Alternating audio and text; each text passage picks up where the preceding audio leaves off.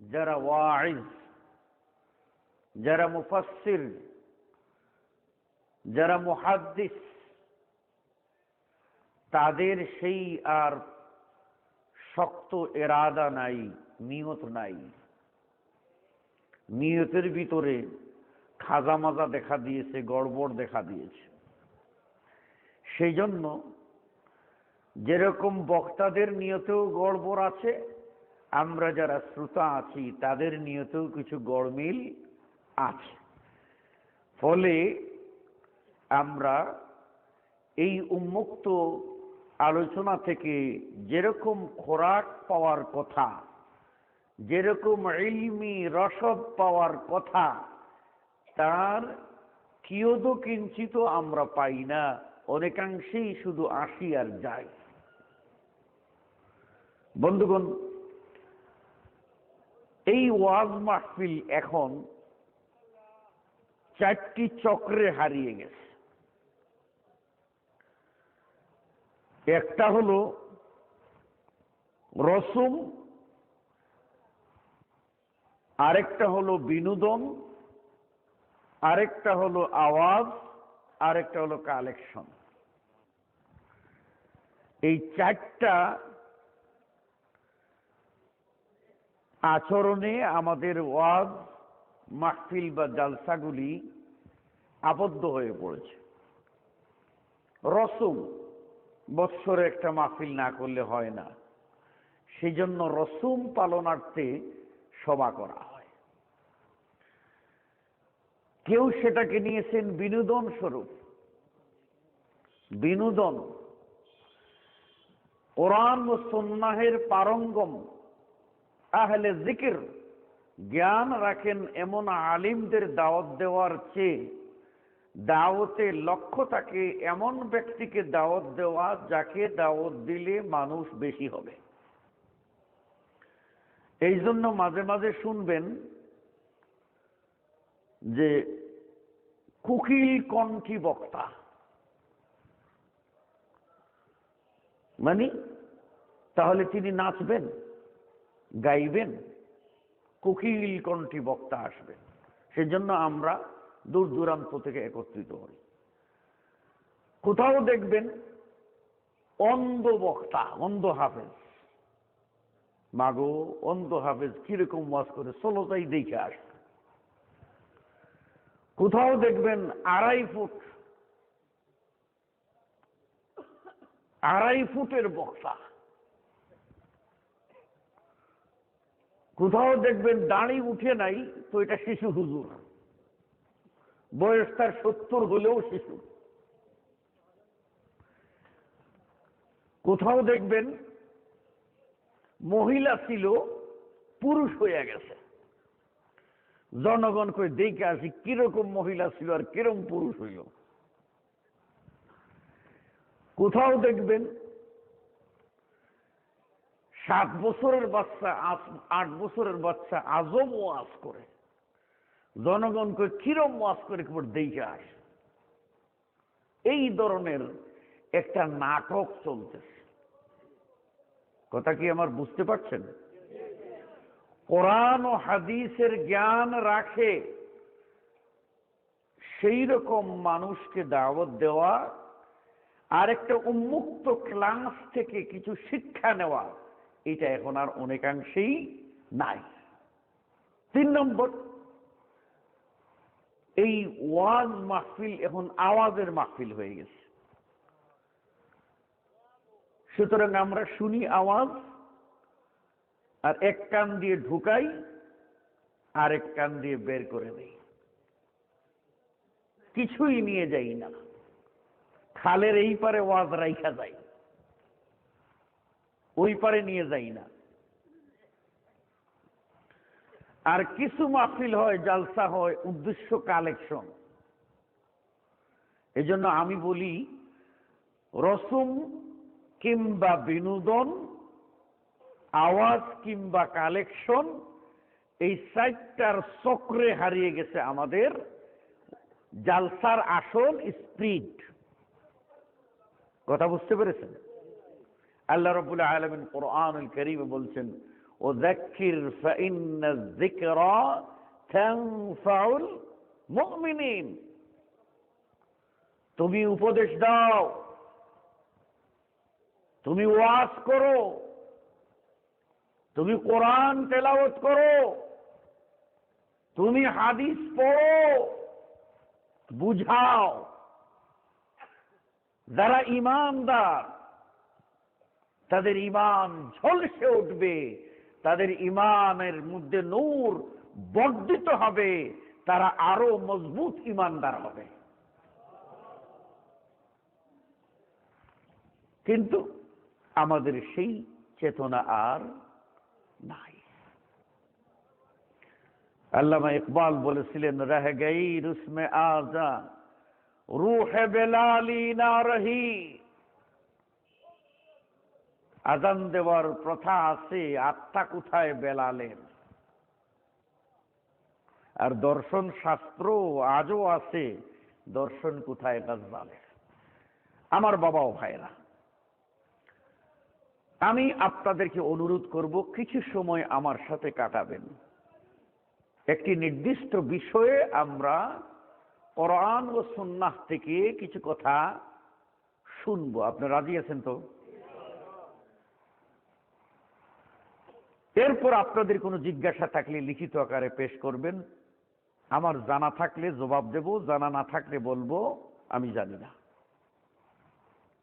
আপনাদেরকে খুশি করার জন্য আর এই জুড়ির মানুষের বাহবা নেওয়ার জন্য আমি কিন্তু 6-9 কইরা আপনাদের উল্টাপাল্টা বুঝাবো না। কারণ আজকে বুঝাই দিব, কালকে কিন্তু কি হবে, আমার যখন 12:30 বাজবে তখন আপনারা কেউ থাকবেন না। থাকবেন? কেউ থাকবেন না। বন্ধুগণ, আমি আজকে যে বিষয়টা নিয়ে আলোচনা করব সেটা হলো সুন্নাত কাকে বলে, এর গুরুত্ব কি, প্রয়োজনীয়তা কি, আর সুন্নত মানার ক্ষেত্রে বাধা কি কি, সেগুলি কাটিয়ে ওঠার উপায়। আমার কথা সহজে বুঝতে পারছেন?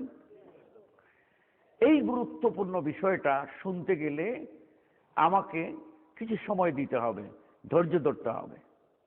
আমি আস্তে আস্তে কথা বলবো, রাগ করবেন না তো? তাহলে আসুন আমরা কথা বলি। ইসলামের পরিভাষা সমূহের ভিতরে একটা বিশেষ পরিভাষা হলো সুন্নাত। সুন্নাহ, এই সুন্নাহ শব্দটা আরবি, যার আবিধানিক অর্থ হলো রীতি নীতি, নিয়ম কানুন, কোন ধারাকে চালু রাখা। আপনি পানি, তার একটা স্রোত আছে, এটা আটকাই দিলেন তো সুন্নত হলো না। এটাকে তার গতিতে প্রবাহিত করে দিলেন, আপনি কি করলেন? ওটা জারি রাখে। এই জন্য আরবদের একটা কথা আছে, আরবিতে বলে, যখন পানিটাকে তারা প্রবাহিত করে দেয়, পানিকে তার গতিতে যেতে দেয়, তখন বলে সানান্তুল মা, আমি পানিকে সুন্নত করলাম, অর্থাৎ পানিকে তার গতিতে চলতে দিলাম। বুঝে আসছে? এবার আসুন হাদিসের পরিভাষায়। সুন্নত হলো মা উযীফা ইলা রাসূলিল্লাহি সাল্লাল্লাহু আলাইহি ওয়াসাল্লাম, যে সকল কথা ও কাজ আল্লাহর রসূলের দিকে নিসবত করা হয়, সেই সকল কথা ও কাজকে বলা হয় সুন্নত। এটার অপর নাম হাদিস, এটার অপর নাম খবর, এটার অপর নাম আসার।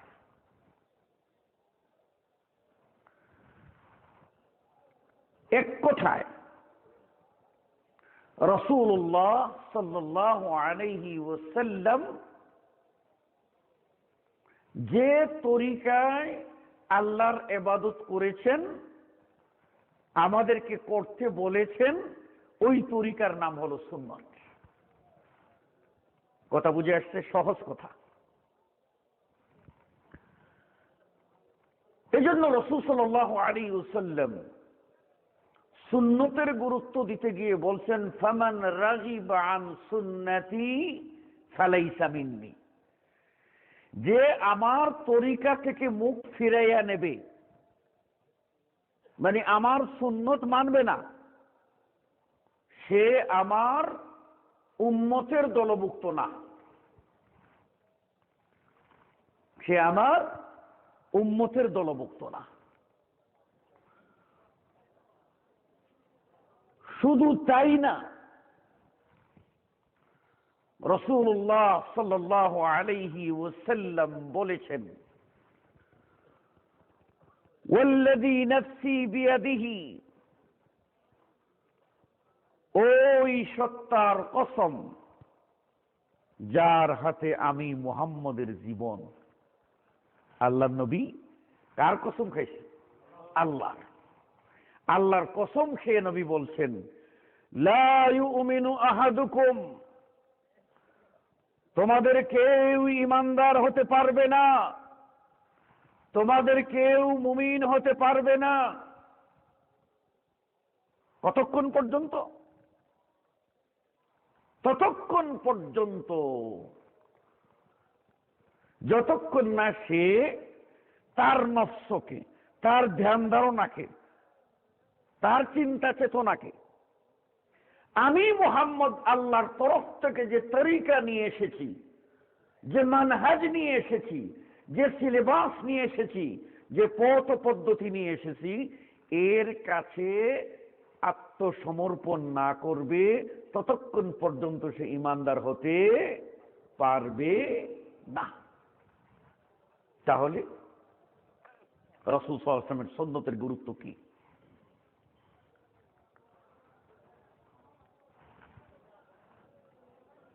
আল্লাহর নবী সাল্লাল্লাহু আলাইহি ওয়াসাল্লাম তিনি আমাদের জন্য উসওয়া, আমাদের জন্য মডেল, আমাদের জন্য নমুনা। আল্লাহ নিজে তাকে প্রস্তুত করেছেন, প্রস্তুত করে বলছেন, আমি সনদ দিলাম মুহাম্মদকে, তিনি হলেন সেই ব্যক্তি যিনি লাআলা খুলুকিন আযীম, মহান চরিত্রের উপরে প্রতিষ্ঠিত।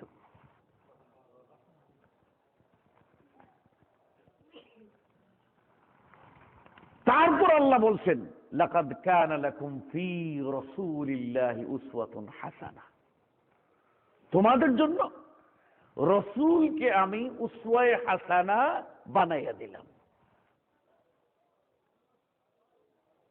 শুধু তাই না, কেউ যদি আমাকে ভালোবাসো এই দাবি করো,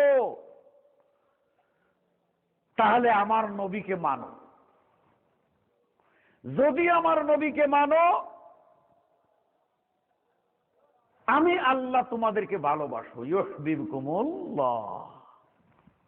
শুধু তাই না, শুধু ভালোই বাসবো না, তোমাদের গুনাহগুলিকেও মাফ করে দেব। মানতে হবে রাসূলকে, আল্লাহকে পেতে গেলে। এই জন্য একজন মানুষ যখন ইসলাম গ্রহণ করবে, তখন সেই মানুষটা দুটি বিষয়ে স্বীকার করবে। একটি বিষয় হলো আল্লাহর তাওহীদ, বলবে লা ইলাহা ইল্লাল্লাহ। আর এই তাওহীদের পর দ্বিতীয় বিষয় স্বীকার করবে মুহাম্মদ সাল্লাল্লাহু আলাইহি ওয়াসাল্লাম যে আল্লাহর রাসূল, এর প্রতি ঈমান আনবে। যখন একজন মানুষ বলবে ওয়া আশহাদু আন্না মুহাম্মাদার রাসূলুল্লাহ, তখন সে তিনটা জিনিসকে স্পষ্ট করে ডিক্লার দিচ্ছে। আশহাদু মানে কি?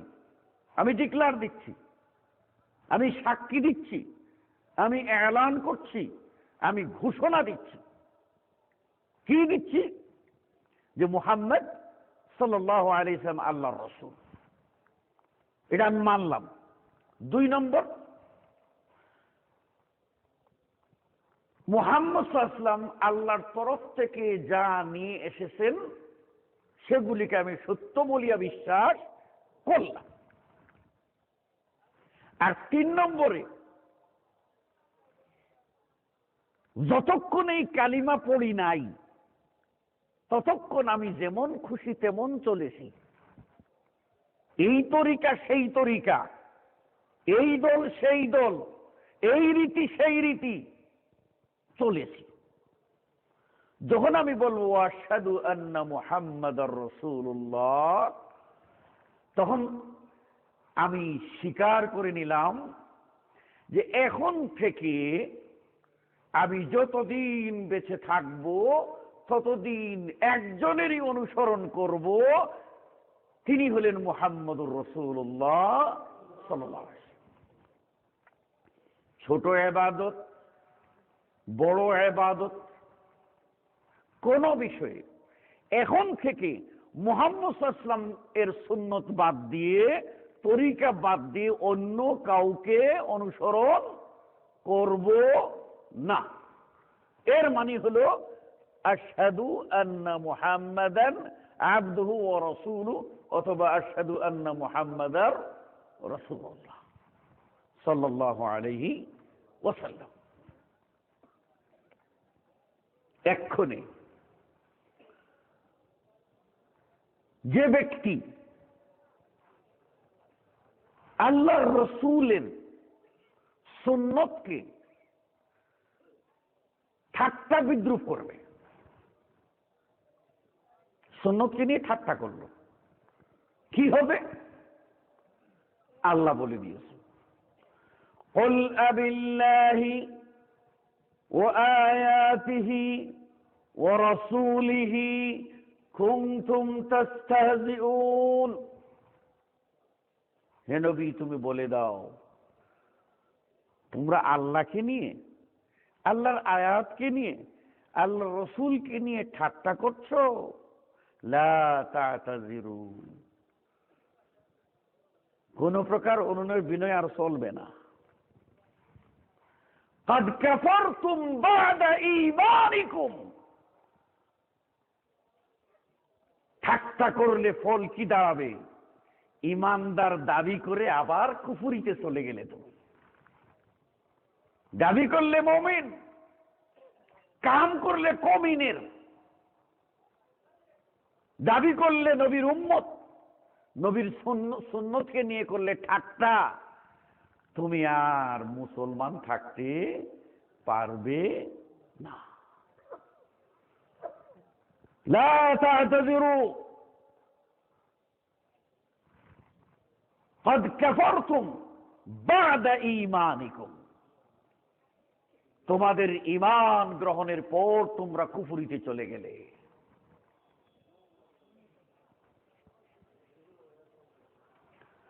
আল্লাহর নবীর সুন্নতকে কেউ যদি মানে কিন্তু মনের ভিতরে সন্দেহ থাকে, ভক্তি নাই, সুন্নত মানে কিন্তু ভক্তি নাই, মহব্বত নাই, ইমানের তাগিদে মানে না, সমাজের তাগিদে মানে, হতে পারে না? এরকম হতে পারে। নবীর ফায়সালা, নবীর সুন্নত যে মানে না, আল্লাহ কসম করে বলেছেন সেই লোক ঈমানদার না।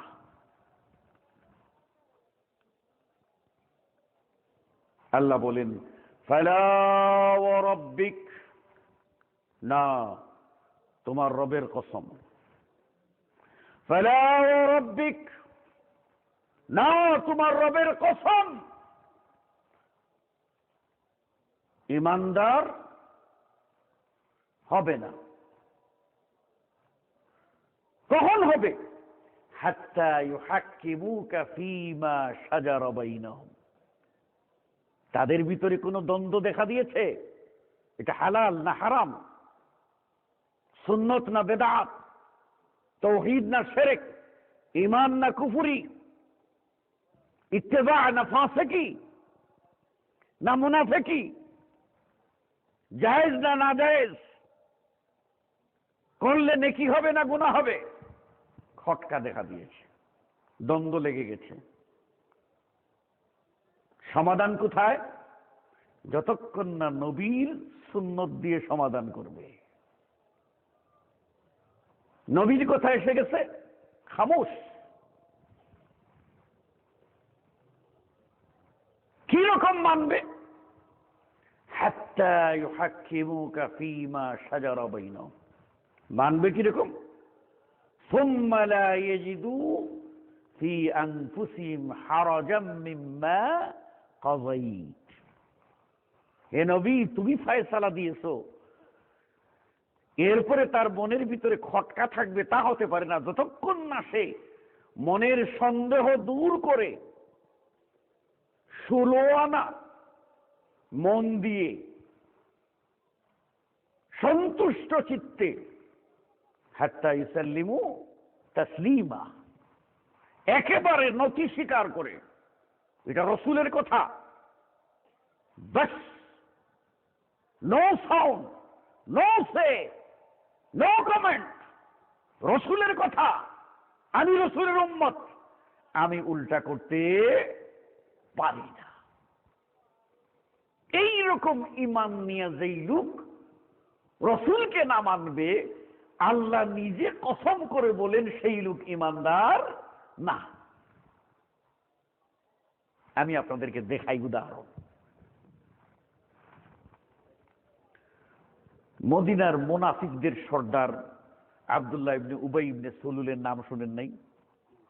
শোনেন নাই? সে কিন্তু পিঠ বাঁচাইবার জন্য, দুনিয়ার স্বার্থের জন্য আয়েশা বলছিল আশহাদু আল্লা ইলাহা ইল্লাল্লাহ ওয়া আশহাদু আন্না মুহাম্মাদান আবদুহু ওয়া রাসূলুহু, মানছিল না, কালিমা পড়ছে। শুধু কালিমা পড়ে নাই, রসুলের পিছনে সালাত আদায় করেছে, নামাজ পড়েছে। বা কত ভালো মানুষ। কিন্তু মরল, তার কফিন কাপড়, যেটা কাফনের কাপড়, দেওয়া হইল রসুলের গায়ের জামা দিয়া। রসুলের গায়ের জামা। কারণ কি জানেন? কারণ জানেন? এই মুনাফিকের রসুলের জামা পাইল কেমনে জানেন? কেমনে? বদরের যুদ্ধে আল্লাহ নবীর চাচা আব্বাস বন্দী হয়ে আসলেন, ইসলাম গ্রহণ করেন নাই তখন। চাচার গায়ে লম্বা জামা লাগে, এইরকম লম্বা জামা পাইলেন না, তখন মুনাফিক চান্স নিল। আল্লাহ নবীর মন খুশির জন্য নবীর চাচারে জামা দিয়ে দরদ দেখাইল, কলিজায় ঢুকার লেগে। ওই যে দুষ্ট লোকের মিষ্টি কথা, ঘনিয়ে বসে কাছে আর কথা দিয়া কথা নে প্রাণে মারে শেষে। রসুলের কলিজায় ঢুকবো স্বার্থ উদ্ধারের জন্য জামা দিয়ে দিল। মারা গেলে ছেলে আইসা দাবি করলো আল্লাহ নবীর গায়ের জামা আল্লাহ নবী দিয়ে দিলেন, প্রতিশোধ বদলা দিয়ে দিলেন। রসুলের গায়ের জামা পরানো হলো মুনাফিক সর্দারকে কাফন হিসাবে, আর আল্লাহ নবী তার জানাজায় গেলেন।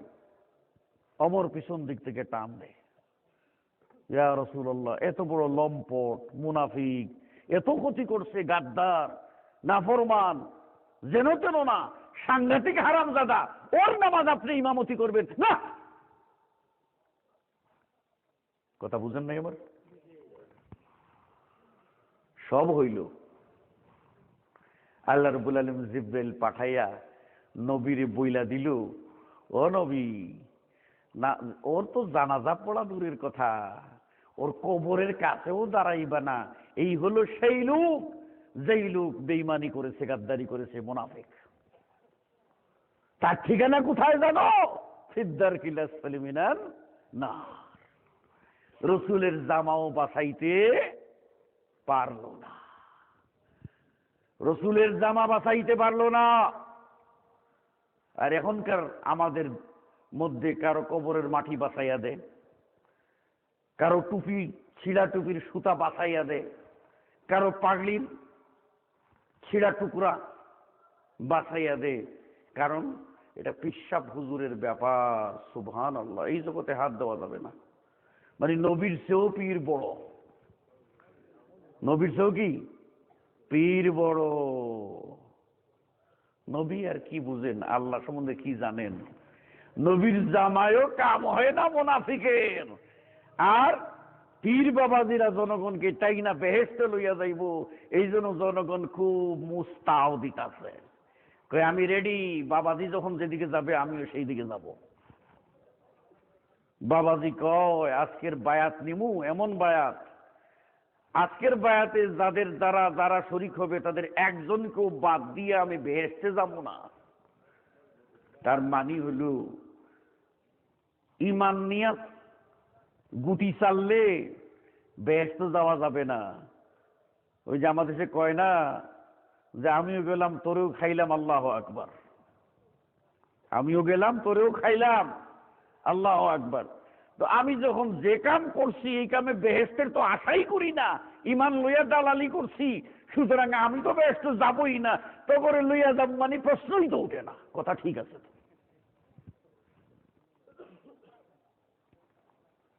আমার কথা কি বুঝতে অসুবিধা হচ্ছে? রসুলের জামা কাজ হয় না, পীরের জামা কাজ হইয়া যায়, যেন তো না বেটা নাকি। আল্লাহ আল্লাহ। আমার বাবাও ভাইয়েরা, ওই লোক ইমান এনেছিল, আমলও করেছিল, কিন্তু মনের ভিতরে ইমান ছিল না, যার কারণে সে কাফিরের চেয়েও খারাপ, সে হলো মুনাফিকদের সর্দার। কথা বুঝতে পেরেছেন? আচ্ছা, সুন্নত তার কাছে পরিষ্কার, তারপরে রসুলের সুন্নত মানে না।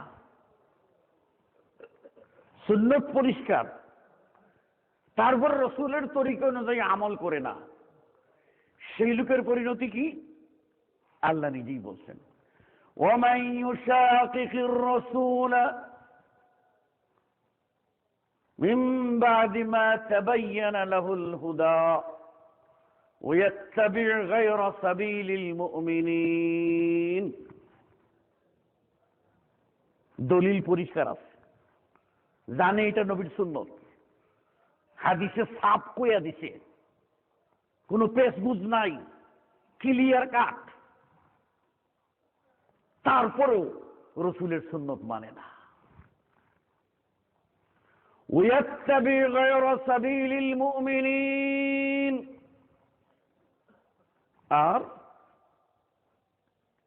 আল্লাহর নবীর অনুসারী সাহাবী, এই সোনার যুগের সোনার মানুষের রসুলকে কিভাবে ফলো করেছেন এটাও দেখে না। কয় আমি কানা পথ দেখি না, আমারে লইয়া চলো মক্কা মদিনা, কানা সাইজা যায়। আমাদের এলাকায় এক ভদ্রলোক দোকান থেকে বাকি খাইছে, খায় না মানুষে বাকি, বাকিটাকে খাইয়া কিছু টাকা জমছে, এখন আর ওই দোকানের কাছ দিয়েও যায় না, ওই গলি দিয়েও যায় না, টাকাটা দিব না, ফাঁকি। মাঝখানে কয়েক বছর চলে গেছে, মনে মনে ভাবছে দোকানদার বোধহয় ভুলে গেছে, তো দোকানের সামনের গলি দিয়ে, দোকানের সামনে দিয়ে যাওয়ার লাগছে, যাইতেছে, যাওয়ার শুরু করার আগে ওই যে সুরের মন পুলিশ পুলিশ, মনের ভিতরে খটকা, যদি চিনা ফেলে, যদি চিনা ফেলে, তখন তো ডাক ডেকে ওই মিয়া টাকা দিয়ে দাও। তখন করছে কি, যখন তো খাইছিলাম তখন আমার দুই চোখ ছিল ভালো, একটা চোখ কানা করে দেই, এখন এক চোখ কানা করছিল, চোখ একটা কানা কইরা দোকানের সামনে দিয়ে হাঁটা দিচ্ছে, মনে করে দোকানদার দেখলেও চিনবে না, যদি সন্দেহ হয়তো বলবে না সেই লোকের তো দুই চোখ ছিল, এটা দেখি কানা, না এই লোক না, বাইসে যাবো। এখন দোকানদার ওই ফাঁক দিয়া বদনা লইয়া বের হইছে, হাত ধুইত, দেখে সেই চাচা, কানা চাচা। তখন দোকানদার দেখে কো, চাচা গো, এটা আজিকার কারণে তুমি পুরু পুরু কানা। আছে না এরকম মানুষ? জানে ধরা খাবে, জানে বাঁচার উপায় নাই, রসুলের সুন্নতকে বাদ দিয়ে জীবনের কোন আমল আল্লাহর দরবারে গ্রহণযোগ্য হবে না, হবে না, হবে না। এইটা জানার পরেও যেই লোক কানার মতো ভান ধইরা চলে, আল্লাহ কয় নুওয়াল্লিহি মা তাওয়াল্লা, সে যে তাল ধরেছে, আমি কই চলো, তোমার তালে তুমি চলো, কিন্তু মনে রাখো আমি কে। অনুসলিহি জাহান্নাম, সেটা দিছি, এখন চলো তুমি, এখন নয় সয় করো, সুন্নত নিয়ে তামাশা করো। সুন্নতকে বাদ দেওয়ার জন্য হিলা বাহানা, সল সাতুরি আর আকাবিরিনদের দুহাই যত দাও দাও, সুযোগ দিলাম আমি, তুমি নিজেই এখতিয়ার করেছো বাঁকাপন, যাও বাবা যাও। কিন্তু সুতাটা আমার কাছে আসবে যেদিন আমার কাছে, সেই দিন আমি কি করব? নুসলিহি জাহান্নাম। কোথায় কোথায়? আরে মিয়া দূরে কোন কোথায়? ওই জাহান্নামে পৌঁছাইয়া দিব। কোথায় পৌঁছাই দিব? জাহান্নাম কি জিনিস জানেন? আহ আহ সাহাবী বলেন, বসে আছে রসুলের কাছে, হঠাৎ করে একটা কিছু পড়ার আওয়াজ পাওয়া গেল। আল্লাহ নবী জিজ্ঞেস করলেন, কিসের আওয়াজ গো, বুঝতে পারছো কিসের আওয়াজ? আমরা তো চট করে এটা মন্তব্য করে দেই, তাই না? সাহাবারা না জানলে কোনো মন্তব্য করতেন না, তারা বলতেন আল্লাহ ও রাসূলুহু আ'লাম, আল্লাহ এবং আল্লাহ রসুল ভালো জানেন। আল্লাহ নবী বলেন, শোনো, এটা হলো একটি পাথর পড়ার আওয়াজ। আজ থেকে এক খণ্ড পাথর, আজ থেকে 70 বৎসর আগে বেহেশত জাহান্নামের মুখের উপরে আল্লাহ এটাকে ঢিল মেরেছিলেন, নিক্ষেপ করেছিলেন। সেটা গড়িয়ে গড়িয়ে নিচে নামতে নামতে নামতে নামতে 70 বছর পার হলো, নামতেছে। কত গভীর জাহান্নাম, কত গভীর!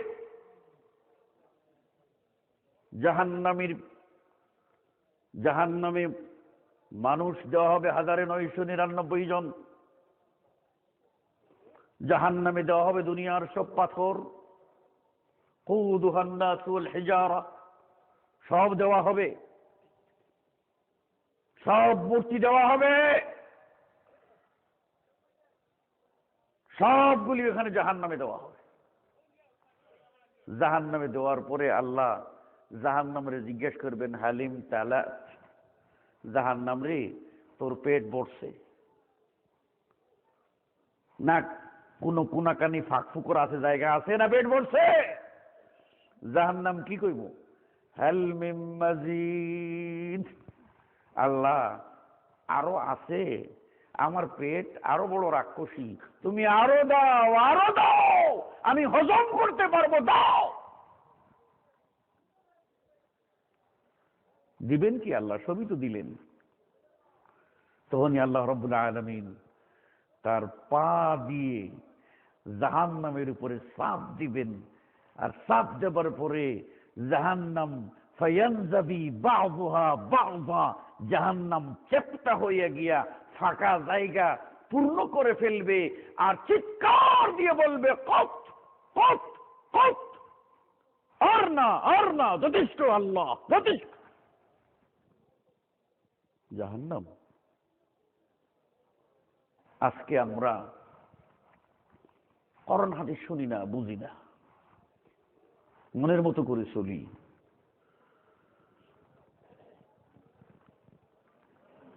আমার কথায় রাগ করবেন না বাবা, বাবা ভাই রাগ করবেন না। বাংলাদেশের স্বাস্থ্য বিজ্ঞান বলছে প্রতি বৎসর দেশে বিড়ি খাইয়া 50 থেকে 55,000 মানুষ মারা যাচ্ছে ক্যান্সারে, স্ট্রোক করে।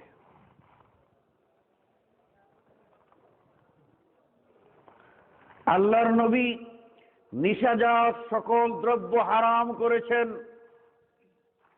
আল্লাহ রাব্বুল আলামিন বলছেন উহিল্লা লাকুমুত তাইয়্যিবাত, যত উপকারী জিনিস, ভালো জিনিস তোমাদের জন্য হালাল। ওয়া হুররিমা আলাইকুমুল খাবাইস, যত খবিস, যত খারাপ জিনিস যেগুলি ক্ষতিকর, মস্তিষ্কে বিকৃতি ঘটায়, ফুসফুসের ভিতরে ক্যান্সার করে, ব্রেইনে রক্ত সঞ্চালনে ব্যাঘাত ঘটিয়া মাথা কি হয়, স্ট্রোক করে, প্যারালাইজড হয়, হার্ট অ্যাটাক করে মারা যায়। এই সকল খবিস জিনিসগুলি তোমাদের জন্য আমি আল্লাহ হারাম করে দিলাম। আল্লাহ কত দয়াবান। আর মানুষ হারামে আরাম বেশি। কিসে বেশি? হারামের ভিতরে আরাম বেশি।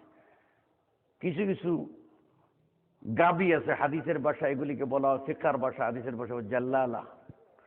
কিছু গাবি আছে যারা কি খায়, গু খায়। আছে না কিছু গাবি? এই মিয়া কথা কন না, কিছু গু খারা গরু আছে না, গু খায়। একেবারে সুপারি গাছ বা তাল গাছের একটা ডান্ডা লইয়া ওর নাকের ডগার উপরে 10টা পিটা দেন, দৌড়াইয়া যাইব, কিছুক্ষণ পরে আবার সেই গু কোথায়, সেখানেই যাইব।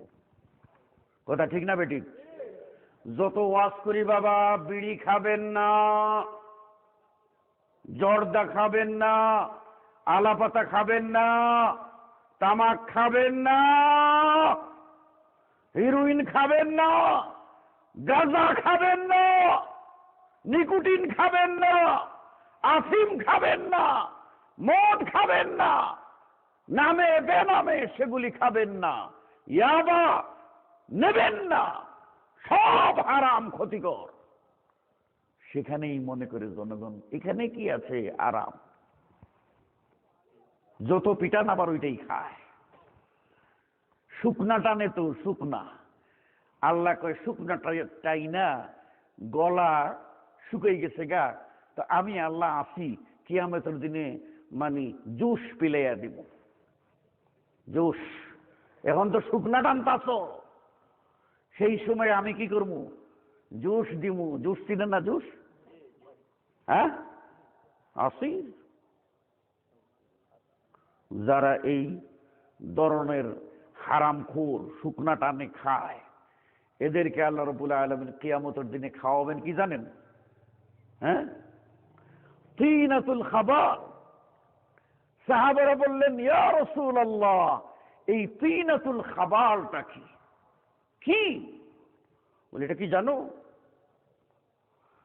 জাহান্নামে যত মানুষ পুড়বে, পুড়তে পুড়তে তাদের শরীর থেকে পচা পূজার গন্ধ যেটা শুকিয়ে যেটা রস বের হবে, সেই পচা রসগুলি জাহান্নামের পুরা রস, সেইগুলি আল্লাহ রাব্বুল আলামিন সেইগুলিকে একটা ড্রেনের ভিতরে জমা করবে।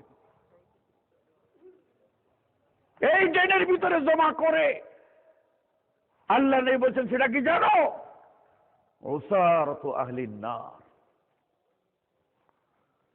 এটা হলো সেই জাহান্নামীদের শরীর চিপা পুড়ে পুড়ে যেটা পচা দুর্গন্ধ বের হবে, সেইটা ড্রেনের ভিতরে রাইখা আল্লাহকে বল সারা জীবন শুকনা টানছ, আজকে মনের মতো নাক সুবাইয়া সেই শরবত খা।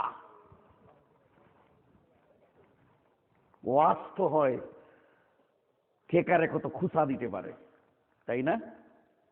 কে কারে কত খুসা দিতে পারে, আর কে কত বায়েজিদ বুস্তামির কিস্সা কইতে পারে, কে কত ফার্সি কবিতা আবৃত্তি করতে পারে, এগুলি হলো আমাদের সমাজের ওয়াজ। কতক্ষণ পরে পরে তাওহীদের কালিমাটাকেও ভাঙে, তাওহীদের কালিমা হলো লা ইলাহা ইল্লাল্লাহ। এটার ভিতরে নাফি ও ইসবাত, দুইটা রুকুন। একটা হলো লা ইলাহা, কোনো ইলাহ নাই, কোনো ইলাহ মানবে না, সবকে অস্বীকার করে মানবে কাকে? ইল্লা আল্লাহ। কাকে মানবে? একমাত্র আল্লাহ। এখন সেই কালিমাটাও ভাঙ্গে। লা ইলাহা লা ইলাহা লা ইলাহা, অর্থ কি? আল্লাহ নাই, আল্লাহ নাই, ইলাহ নাই, ইলাহ নাই, ইলাহ নাই। কতক্ষণ পরে আবার কই ইল্লাল্লাহ ইল্লাল্লাহ ইল্লাল্লাহ। বুঝেন নাই? দুইটা নেগেটিভ আর পজিটিভ একত্র না হইলে কালিমা পুরা হবে না, অর্থ হবে না। লা ইলাহা অর্থ নাই, ইল্লাল্লাহ অর্থ নাই। অথচ এটাই এখন বাজার গরম, লা ইলাহা ইল্লাল্লাহ। কেউ তো ইল্লাল্লাহ কয়, কেউ আবার শুধু আল্লাহ কয়, কেউ আবার কয় আল্লাহ শুধু কইতে কইতে মুখ ভারী হয়ে যাচ্ছে। আল্লাহ, আল্লাহর নাম নিলেও তার মুখ ভারী হয়ে যায়। কার নাম নিবে? কার নাম নিবে? আইদ যিকরা নুমানিল লানা ফাইন্না যিকরাহু হুয়াল মিসকু মা কাররারতাহু ইয়াতাদাওয়াউ। আমার প্রিয় মানুষের নাম বারবার বলো, যত শুনি তত মধুর লাগে। আল্লাহর নাম মধুর লাগে না, এই মানুষ ইমানদার হইতে পারে? এইটারেও শর্টকাট করে, সংক্ষেপ করে কই তো লম্বা, লা ইলাহা ইল্লাল্লাহ বলবো বহুত লম্বা। এখন হলো ডিজিটাল যুগ বাবা, এত লম্বা করা যাবে না, শর্টকাট। তখন কয় ইল্লাল্লাহ ইল্লাল্লাহ ইল্লাল্লাহ। কই না আরো শর্ট কর, কয় আল্লাহ আল্লাহ আল্লাহ। এই আল্লাহরও কয় না, এত পুরা শব্দ নিলে তো হয় না, কয় হু হু হু হু হু হু হু। কি হচ্ছে হু হু? বাবা ভেদ আছে। কি ভেদ আছে বাবা? ভেদ আছে, আপনি বুঝবেন না অবশ্য, ভেদ আছে। ওই শাহ সাহেবের কথা আমি প্রায়ই বলি। ছাত্র নিয়ে বের হইছে, দেখে এক ল্যাংটা পাগল, ল্যাংটা। আজকেও দেখলাম রাস্তায় দুই মোটরসাইকেল যাত্রী, দুইজন পাগলা, আস্ত পাগলা, হের ইশারা দিয়ে কথা কয় না।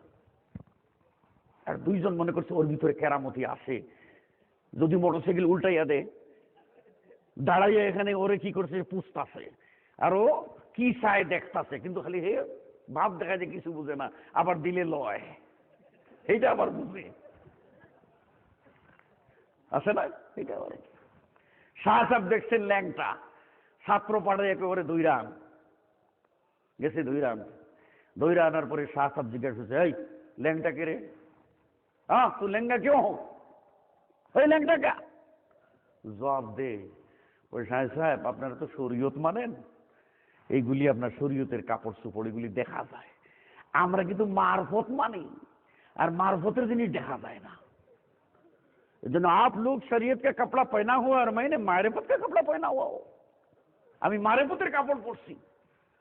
শাহ সাহেব কই, ওই রে মারেফতের যদি কাপড় পরছ তো এটা কি দেখা যায় সামনে, এটা কি? বাঁচতে হবে না? উপস্থিত বুদ্ধি, শয়তানে কিন্তু ইবলিসের বুদ্ধির অভাব নাই। তখন কয় কি, শেখ সাহেব ইয়ে তো আলিফ হ্যায়, এটা তো আলিফ, আলিফ। এখন শেখ সাহেব তো ধরছে, এই আরবি হরফ চিনস? আরবি হরফ চিনস? হ্যাঁ চিনি, কি জানস? আলিফ খালি, বার নিচে এক নক্তা, তার উপরে দুই নক্তা, খার উপরে তিন নক্তা, জিমের নিচে এক নক্তা, খা খালি, খার উপরে এক নক্তা, তাই না? কয় নক্তা? বার নিচে কয় নক্তা? বলে একটা। তার উপরে কয়টা? দুইটা। আলিফের কয়টা? বলে আলিফ খালি। বলে এই হারাম দাদা, তোর যদি দেখা যায় আলিফের নিচে দুইটা বড় বড় নক্তা।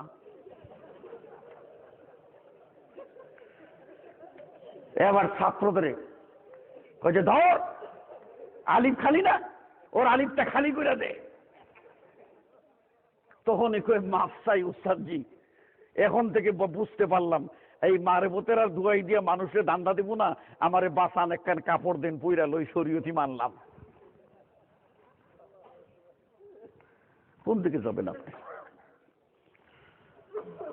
আল্লাহ বলেন ওমান ইউশাকিকির রাসূল মিন বাদি মা তাবায়্যানা লাহুল হুদা ওয়া ইয়াত্তাবি গায়রা সাবিলিল মুমিনিন, জানার পরেও কানা সাজে। আল্লাহ কই যা তোরে দিলাম সাজ, কিন্তু আমি সেই আল্লাহ। ইন্না ইলাইনা ইয়াবাহুম সুম্মা ইন্না আলাইনা, বলেন কি, হিসাবাহুম, আসতেই হবে আমার কাছে, আমার আদালতে হিসাব দিতেই হবে।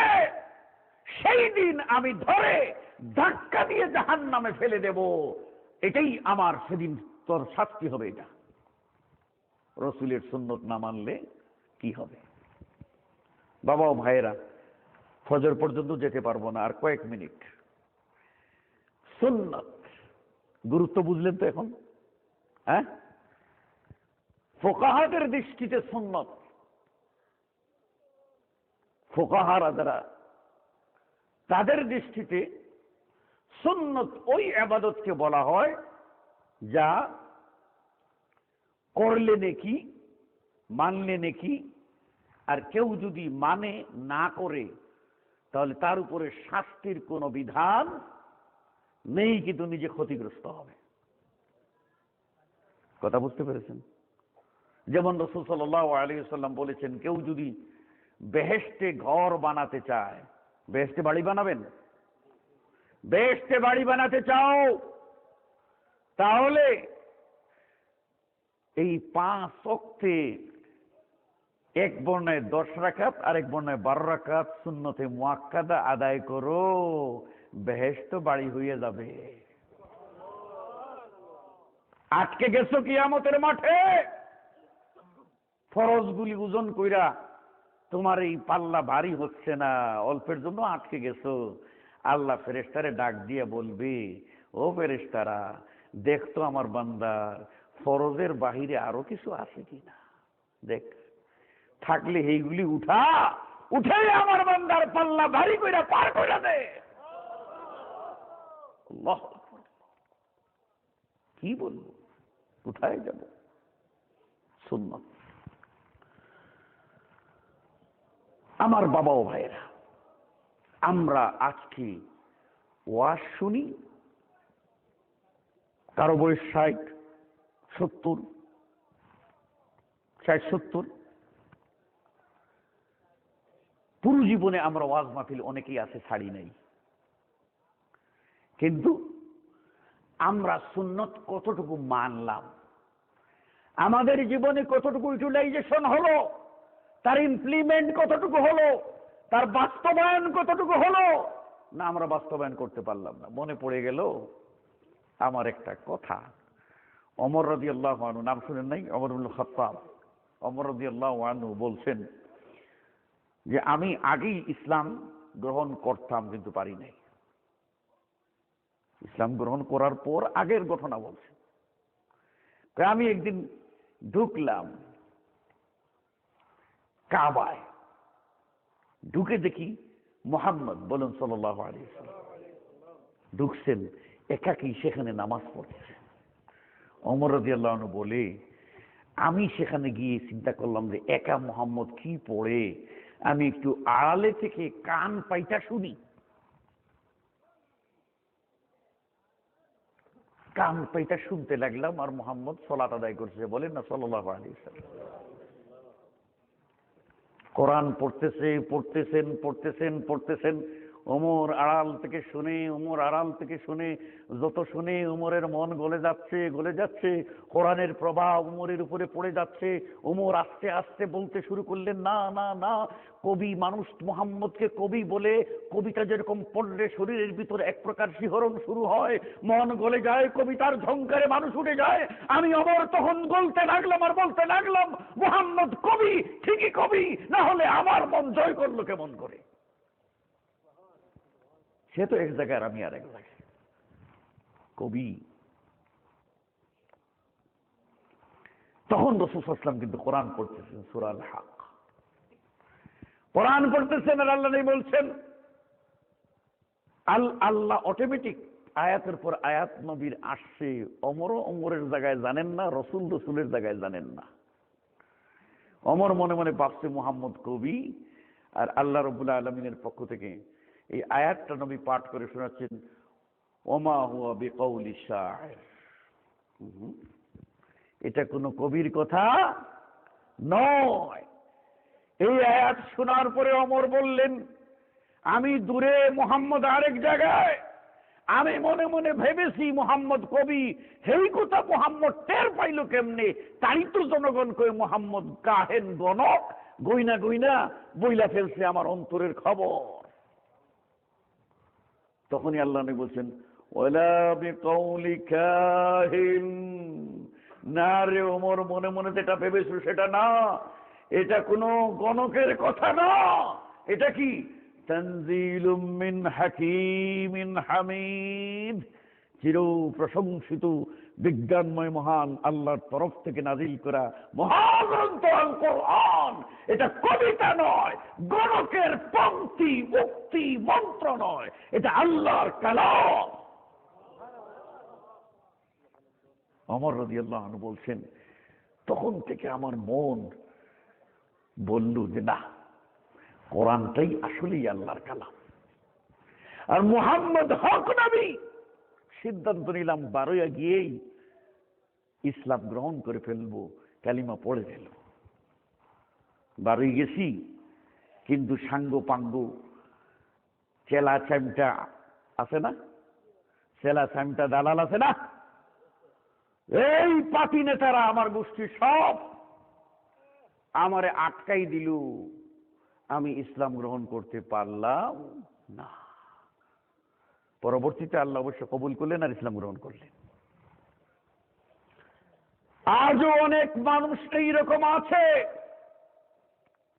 কোরআন পড়ে, হাদিস পড়ে, জানে এটা হক, জানে এটা হক, জানে এটা হক, নিজে যে আমল করে আসছে বাপ দাদার দোহাই দিয়ে, ওই আমলটা জয়ীফ, মওযু, বানাওয়াট, ভিত্তিহীন, সঠিক নয়, জানার পরেও বাপ দাদার রসম রেওয়াজ, জ্ঞাতি গোষ্ঠী স্বজনদের দোহাই দিয়ে হক থেকে দূরে থাকে। বলেন ঠিক না বেটে? জানে তারপরে মানে না। আমার বাবা ও ভাইয়েরা, কয়েক মিনিট কথা বলবো। আমি অনবরত সফরে আছি। গত রাত্রে টাঙ্গাইলে মাইক পাইছি 1:30টার সময়, আর নামছি 3টার সময়, বুঝতেই পারছেন। আর সেখান থেকে আবার এই সুদূর টাঙ্গাইল, গাজীপুর, ঢাকা, ময়মনসিংহ, ভৈরব, ব্রাহ্মণবাড়িয়া অতিক্রম করে শুধু সিলেট না, সিলেটে একটা সীমানা এলাকায় মৌলভীবাজারের জুড়িতে আজকে প্রোগ্রাম। চারটিখানি কথা নাকি বন্ধুগণ? আমি সংক্ষেপে কয়েকটা কথা বলবো যে এত কিছু জানার পরেও মানুষ কেন সুন্নত মানে না। বলবো বলবো কয়েক মিনিট, বেশি লম্বা নেব না, পয়েন্টগুলি শুধু বলবো। তার 1 নম্বর কারণ হলো জাহালত বা অজ্ঞতা। এই জাহালত বা অজ্ঞতা এটা জাহেলি অভ্যাস, এটা কিয়ামতের আলামত, এটা সকল অপরাধের মূল। জাহালত বা অজ্ঞতা জাহেলি যুগের অভ্যাস, কিয়ামতের আলামত, সকল অপরাধের মূল। আল্লাহ নবী সাল্লাল্লাহু আলাইহি ওয়াসাল্লাম বলছেন, কিয়ামত কখন হবে? আলামত বলছেন, ইউরফাউল ইলম, ইলমকে উঠিয়ে নেওয়া হবে, আর ইলমের জায়গা দখল করবে জাহালত, অজ্ঞতা, মূর্খতা। আর কি হবে? মানুষ জিনাকে অবাধ করে নেবে, গান বাদ্যকে স্বাভাবিক করে নেবে। কিয়ামত তখনই হবে। বন্ধুগণ, ইলিম ছাড়া, জ্ঞান ছাড়া আল্লাহকে মানা যাবে না। আল্লাহকে মানতে গেলেও ইলিম লাগবে। কারণ আল্লাহর প্রতি ঈমান আনলে তো আল্লাহকে সারা রাত ইউসুফ আর জুলেখার কিসসা শুনলেন, তাই না? গ্রাম দেশে কয় না আমাদের, সকালবেলা বের হলে জিজ্ঞেস করে যে জুলেখা নারী না পুরুষ। আর এখনকার আমাকে কয়েকজন বলছে নাকি বাংলাদেশের কোন টিভি চ্যানেলে আপনার ইউসুফ জুলেখা, ইরানিয়ান সিরিজ ইউসুফ জুলেখার কাহিনী দেখাচ্ছে, তাই না? শুনুন, আল্লাহর নবী এই নবী ও রাসূলদের চরিত্রে অভিনয় করা কুফরি। নবী ও রাসূলদের চরিত্র নিয়ে অভিনয় করা হারাম। ইরানের শিয়ারা করেছে, ইসলামের দুশমনরা করেছে, আর মুসলিমরা আজকে চোখ দিয়ে তারা ইরানিয়ান সিরিজ নামে ইউসুফের চরিত্রে আর ইয়াকুব নবীর চরিত্রে বিভিন্ন মানুষের অভিনয় মঞ্চস্থ হচ্ছে আর দেখছে। হারাম, হারাম, হারাম।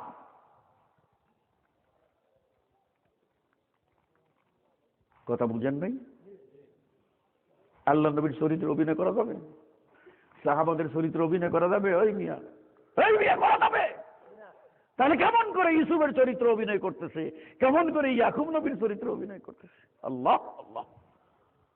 ইসলাম থেকে মানুষকে সরানোর কূটকৌশল কি? যেই লোকটা নামাজি, ইবলিস থেকে নামাজ থেকে বাধা দেওয়ার চেষ্টা করে যখন ব্যর্থ হয়, তখন এই লোকটার স্ত্রী কি করে যে এর লোকে তখন পারলাম না, তাহলে কি করা যায়? পছন্দ করে কি? নামাজ। তাহলে ওই নামাজের ভিতরে ওরে ইনজেকশন পুশ করতে হবে। কি নামাজ?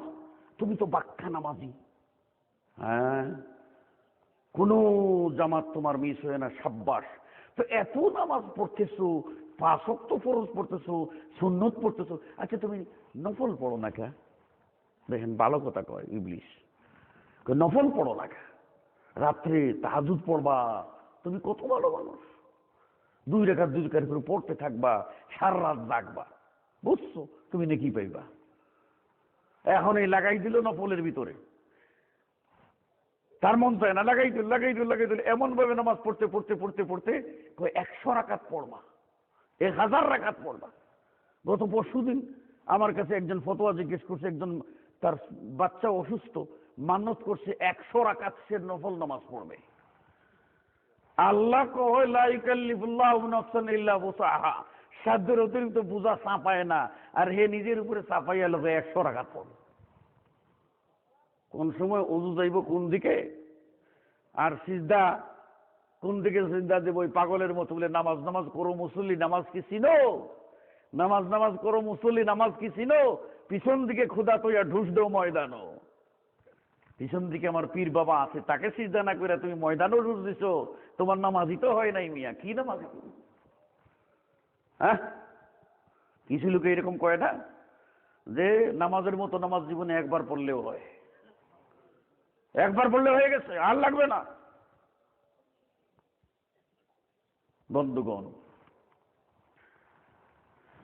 বলছিলাম যে এইভাবে পারে না যখন এইভাবে বিভ্রান্তি করে, পরে লাগাই দিল 100 রাকাতে, 100 রাকাত পড়তে গিয়ে কোন দিকে ঘুমাই গেল, আর ফজরের নামাজটা কাজা হয়ে গেল। ইবলিস কই আমি সাকসেস, কামটা বানাই দিছি।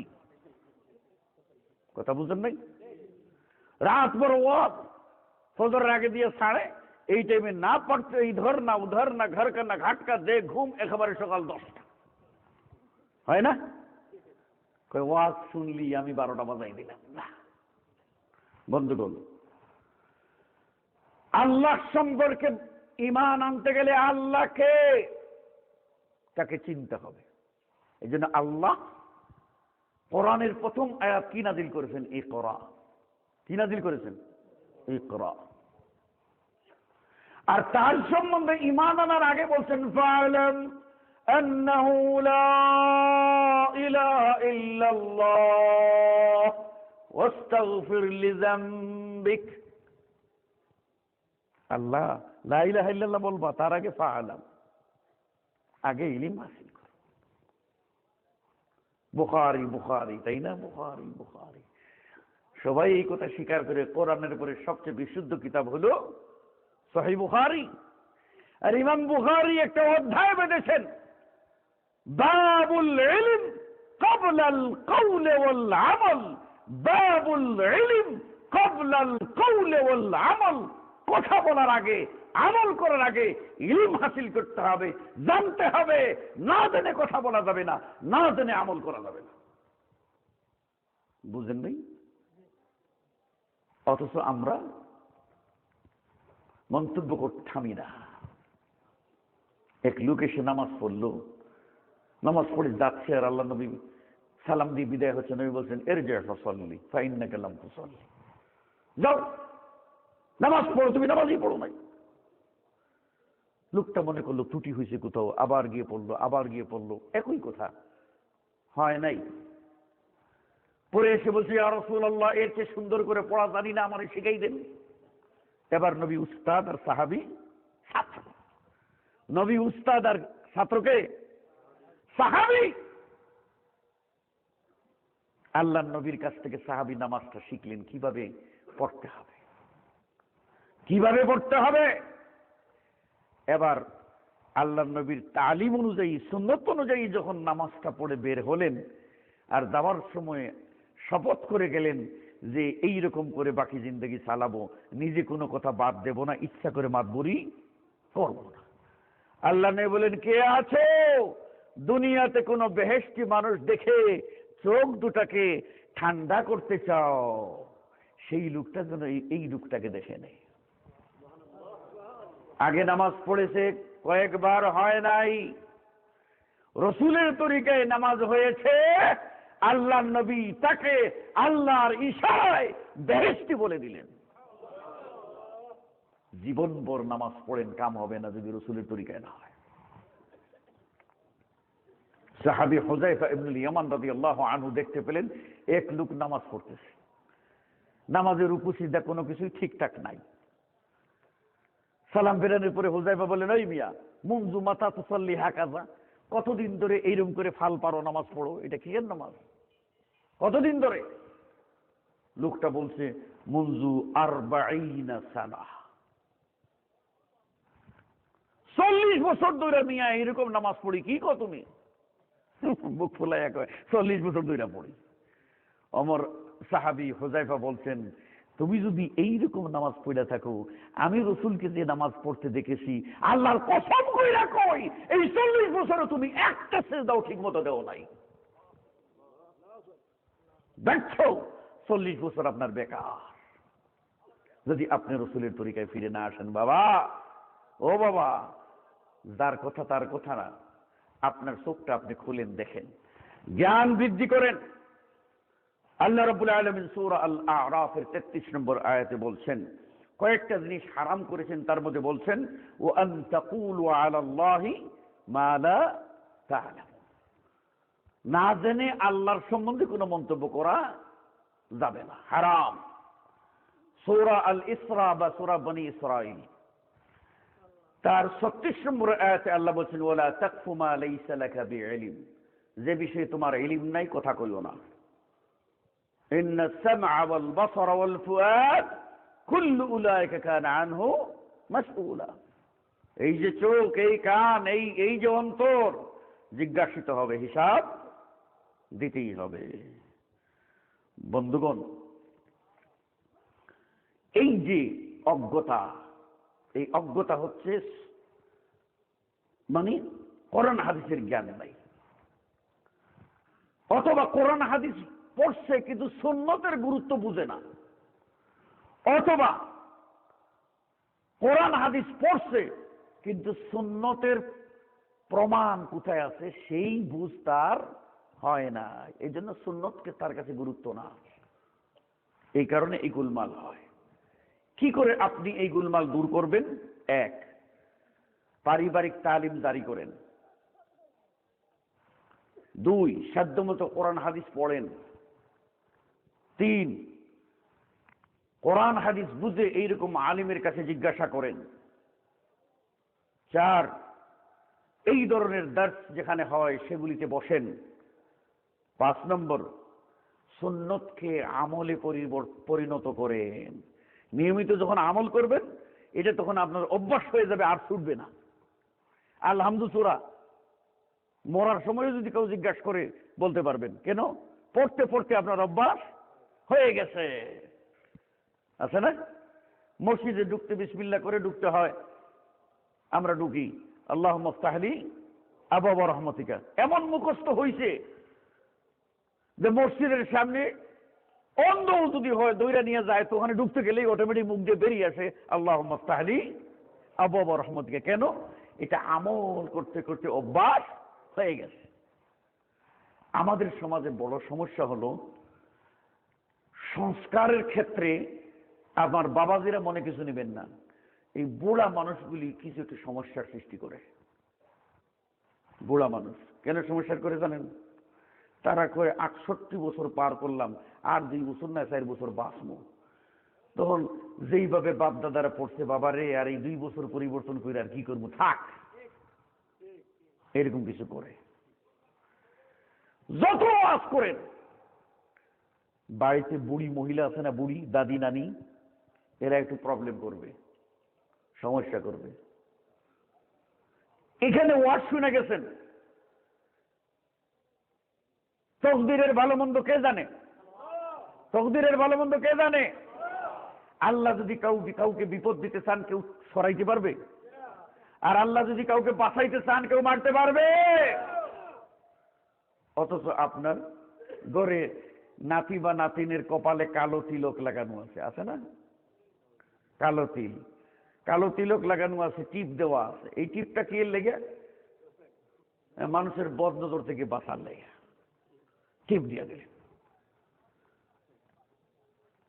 আসমানের নিচে জমিনের উপরে মায়ের দুধ খাইয়া বড় হয়েছেন এমন কোন আলেম একটা হাদিস বাইর করতে পারবেন না যে এই টিপ দিলে বিপদ দূর হয়, এরকম করে কোন আমল রসুল বলছেন বা করছেন? নাই। বরং বদনজর থেকে বাঁচার দোয়া আল্লাহ নবী শিখাইছেন। বুখারী খুলেন, আল্লাহ নবী বলছেন হাসান হুসেনের জন্য দোয়া পড়তেছেন, হাসান আর হুসেনের জন্য, আর বলতেছেন ইব্রাহিম আলাইহিস সালাম তার ছেলে ইসমাইল আর ইসহাকের জন্য যে দোয়া পড়ছিলেন, আমি তোমাদের দুইজনের জন্য সেই দোয়া পড়লাম। ওয়াইযুকুমা বিকালিমাতিল্লাহি তাম্মা। পড়েন হাদিসটা, দেখেন সেটার লগে কোনো সম্পর্ক নাই। তিল দিয়া দিল, তাহলে বোঝা গেল কালো তিল এইরকম একটা দাগ, যেই দাগ এমন একটা দাগ, এই দাগ দিলে স্বয়ং আল্লাহ যদি বিপদ দিতে চায় তাও পারবে না। এরকম হলো না? ওয়াজ শুনে গেলেন, বাড়িতে গিয়ে বলেন না আজকে বাচ্চার কপাল থেকে তিলটা উঠাই দিব, দেখবেন যে দাদি কি রকম খিটখিটা মেজাজ হইয়া উঠে, কে কইছে তোমার আমার নাতিরে মার পাঠাইছো, তুমি যাও, ছাড়বে না। আমি এক সময় বলছি, আমি যখন সৌদি সরকারের ধর্ম মন্ত্রণালয়ে চাকরি করতাম তো তায়েফে, তো সেখানে একজন আমাদেরই এই এলাকারই এক ভদ্রলোক, জানি না স্পেসিফিকলি তার ঠিকানা কোথায়, কিন্তু বৃহত্তর সিলেটেরই মানুষ, তিনি একটা কসমেটিকের দোকান চালাইতেন,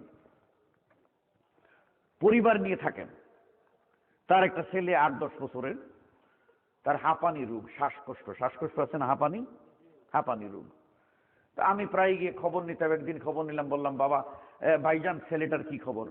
আলহামদুলিল্লাহ, আমার ছেলে গত 3 মাস ধরে খুব ভালো আছে।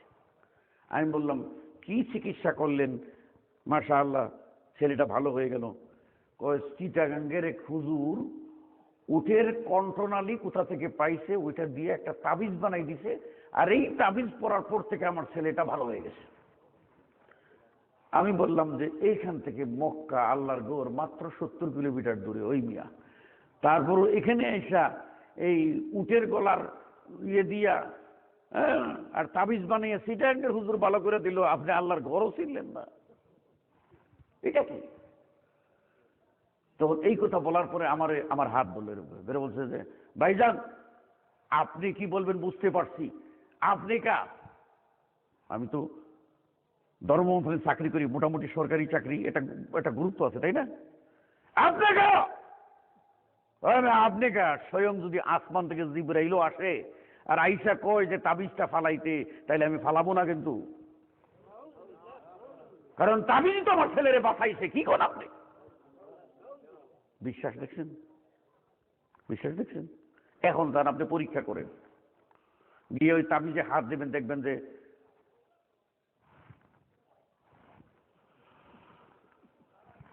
খবরদার হাত দেবেন না, মরে যাবো গা।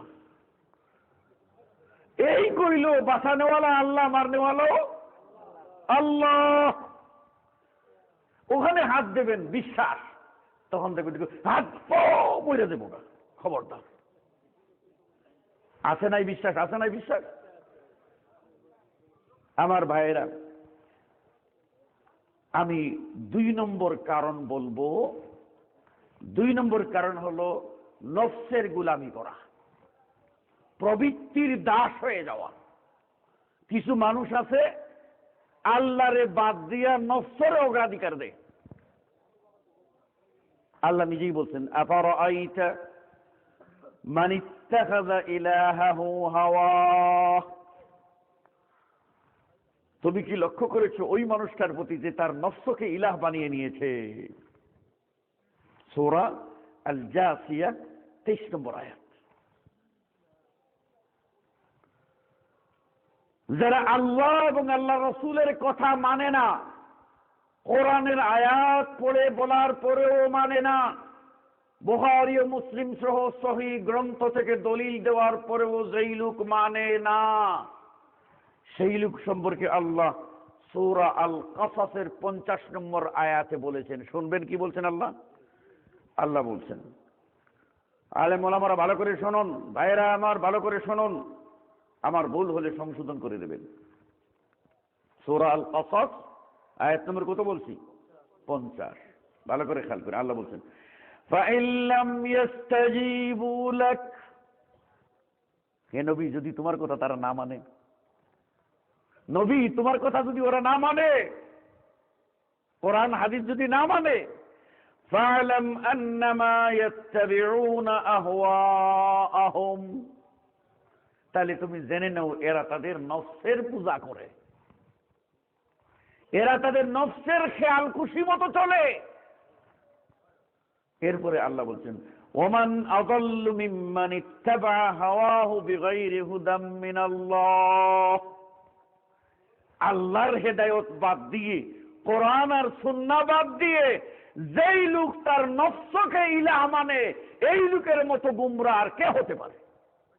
আযাল ইসমে তাফযীল, ওমান আযাল্লু। যারা ইংলিশ গ্রামার পড়েছেন তারা যাবেন ডিগ্রি। ডিগ্রি কয় প্রকার? 3 প্রকার না? Positive degree, comparative degree, superlative degree. এই আযাল্লু হলো সুপারলেটিভ ডিগ্রি, সবচেয়ে বেশি গুমরাহ ওই লোক যেই লোক আল্লাহর দেওয়া হেদায়েত বাদ দিয়ে, কোরআন আর হাদিস বাদ দিয়ে নফসকে মানে। বন্ধুগণ,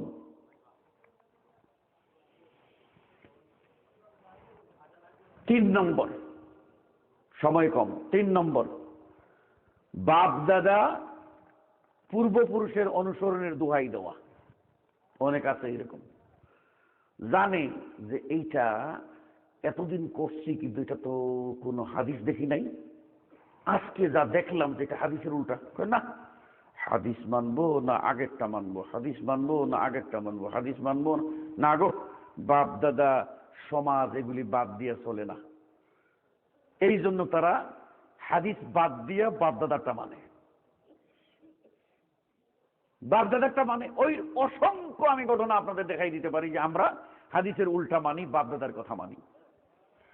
এই হাদিস বাদ দিয়ে, সুন্নত বাদ দিয়ে বাপ দাদার কথা মানা, এটা হলো আরব জাহিলদের খাসলত। আল্লাহ রাব্বুল আলামিন সূরা আল মাইদার 104 নম্বর আয়াতে বলছেন, ওয়াইযা কিলা লাহুম তাআলাউ ইলা মা আনজালাল্লাহু ওয়া ইলার রাসূল। আল্লাহ যা নাযিল করেছেন কোরআন আর সুন্নাহ, এইটার দিকে যখন তাদেরকে ডাক দেওয়া হয়, قالوا حسبنا ما وجدنا عليه آباءنا। কয় না না না না না, যথেষ্ট, বাপ দাদার তরিকা যা আছে এটাই যথেষ্ট বাবা, ও আমরা কোরআনও মানতে পারবো না, হাদিসও মানতে পারবো না। যারা এই কাজ করে, আকাবিরিনদের দোহাই দিয়ে, বড় বড় বুজুর্গের দোহাই দিয়ে হাদিস মানে না, অথবা দলনেতার দোহাই দিয়ে, ক্যাডারের দোহাই দিয়ে সুন্নাহ বিরোধী কাজ করে, হাদিস বিরোধী কাজ করে, তাদের পরিণতি সম্পর্কে সূরা আল আহজাবের 66, 67 ও 68 তিনটা আয়াত পড়বে। কি বলছেন আল্লাহ? জাহান্নামে যখন দেবেন তখন ওই লোকগুলি বলবে যারা আজকে নেতাদের কথায়, আকাবিরিনদের দোহাই দিয়ে, বুজুর্গানে দিনের দোহাই দিয়ে কোরআন হাদিস মানে না, সেরা সেদিন বলবে ইয়া লাইতানা আতানা আল্লাহ ওয়া আতানার রাসূলা। যদি আমরা আল্লাহকে মানতাম, রসুলকে মানতাম। হায় রে পোড়া কপাল, যদি আল্লাহকে মানতাম, রসুলকে মানতাম, এই দশা আমাদের হইতো না, জাহান্নামের আগুনে আমাদের যেতে হতো না। তখন বলবে রব্বানা ইন্না আতানা সাদাতানা ওয়া কুবারানা ফাযাল্লুনা সাবিলা।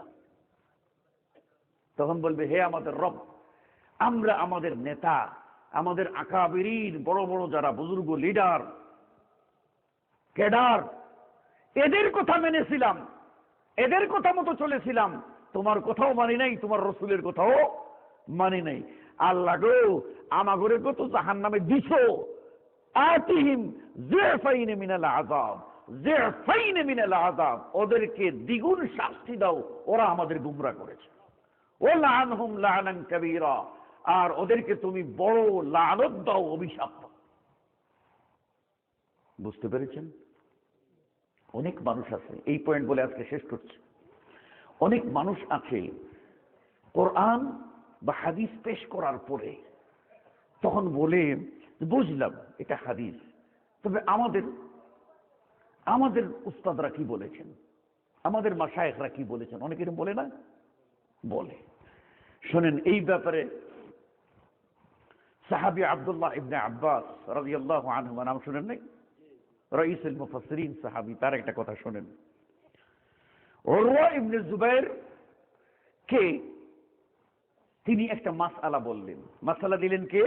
আব্দুল্লাহ ইবনে আব্বাস। কাকে দিলেন? উরওয়া ইবনে জুবাইর। এই মাসআলা শোনার পরে উরওয়া বললেন আম্মা আবু বকর ওয়া ওমর ফালাম ইয়াফআলা। আপনি তো এটা বললেন রসুলের কথা, এটা তো আবু বকর আর ওমর তো পালন করেন নাই। কথা বুঝেন নাই? রসুল এর কথা আপনি বলছেন, রসুল সাল্লাল্লাহু আলাইহি ওয়াসাল্লামের কথা, কিন্তু আবু বকর আর ওমর তো এটা মানেন নাই।